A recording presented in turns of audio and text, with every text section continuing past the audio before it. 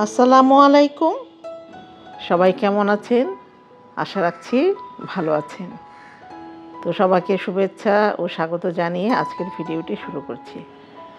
আজকে আমি একটি শাড়ি কিভাবে আমরা বাঁধার ডিজাইনটা দেখাবো এবং পরবর্তী ভিডিওটিতে দেখাবো এই শাড়িটাকে আমি কিভাবে রং করছি। মূলত এই একটি ভিডিওতে যদি আমি সবগুলি দেখাতে যাই অনেক বড় হয়ে যাবে, যে কারণে আমি আজকে শুধু বাঁধাটাই দেখাবো এবং পরবর্তী ভিডিওটিতে থাকবে রং করা। তো প্রথমে তো কাগজে আমরা এই ডিজাইনটা এঁকে নিব। তো এঁকে নিয়েছি এই কারণেই যেন আমার ভুল না হয়। এই কারণে আপনারা যখনই শাড়ি করবেন অবশ্যই শাড়ি বা যে কোনো ডিজাইন যাই করুন না কেন একটু এঁকে নেওয়ার চেষ্টা করবেন। তো দেখুন এই যে শাড়িটা তো আমার করা হয়ে গেছে। তো এই কাপড়ের অংশটুকু আজকে আমি এই বেঁধে আপনাদের দেখাবো।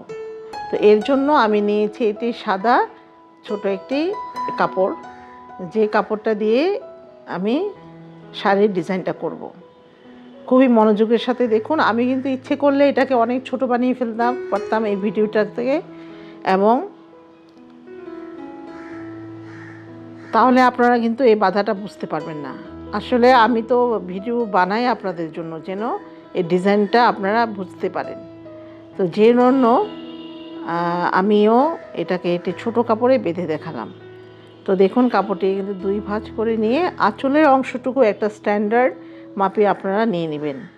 নিয়ে যে লাল সবুজ করবো আমি, মূলত শাড়িটা ছিল আমার লাল, আমি সবুজ রং দিয়েছি। তো আমি এখানে সাদা কাপড়ে দেখাচ্ছি আপনাদের।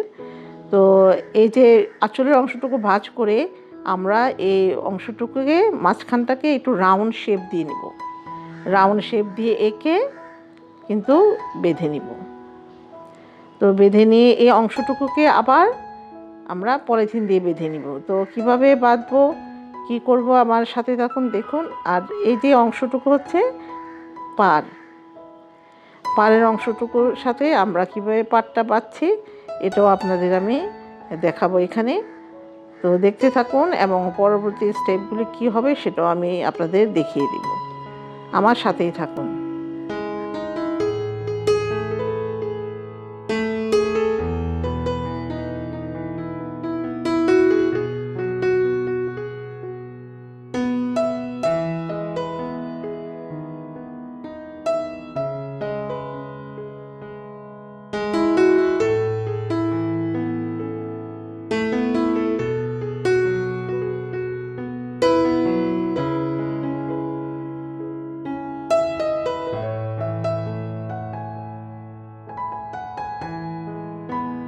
প্রথমে কিন্তু আমি আঁচলের যে গোল অংশটুকু দিয়েছি ওইটা বেঁধে নিয়ে এখন পাড় আর মাঝখানের অংশটুকু আমি ডিভাইড করে বেঁধে নিলাম। তো বেঁধে নিয়ে এই অংশটুকুকে কিন্তু আমি পলিথিন দিয়েছি। অবশ্যই আপনারা যেহেতু এটা লাল কাপড়, লাল আর সবুজ দিয়ে করছি আমি, তো যেন লাল অংশটুকুতে সবুজ রং না লাগে এজন্য খুবই ভালো করে পলিথিন দিয়ে আপনারা প্রতিটা অংশ পেঁচিয়ে নেবেন।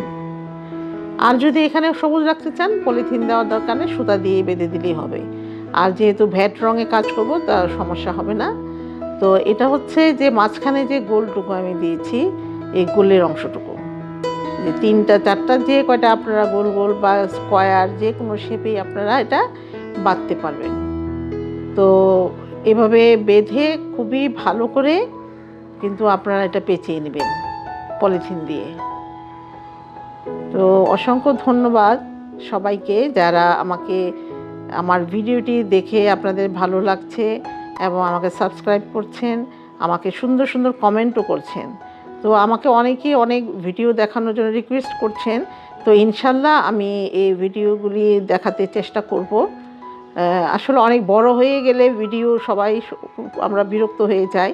তো যে কারণে আজকের ভিডিওটা এই শাড়ি বানানো আজকে দেখাবো আমি বাঁধা, এবং পরবর্তী ভিডিওটা দেখাবো আমি রং করা। খুবই গুরুত্বপূর্ণ, রঙের বিষয়টা কিন্তু খুবই গুরুত্বপূর্ণ। এটা কখনোই আপনারা এটা স্কিপ করবেন না, দেখে নেবেন ইনশাল্লাহ। তো এই যে এখানে আমি কিন্তু শাড়ির যে পাড় ছিল পাড়ের অংশটুকু আমি বাঁধছি। তো এখানে আমি কিভাবে আরও বাঁধলাম বা কী দিয়ে আরও অনেক ভালোভাবে করলাম, এটা ডিটেলস আপনারা পরবর্তী ভিডিওটিতে সেই ইনফরমেশনগুলি আপনারা ভালো পেয়ে যাবেন। তো ধন্যবাদ সবাইকে আমার সাথে থাকার জন্য। আসসালামু আলাইকুম।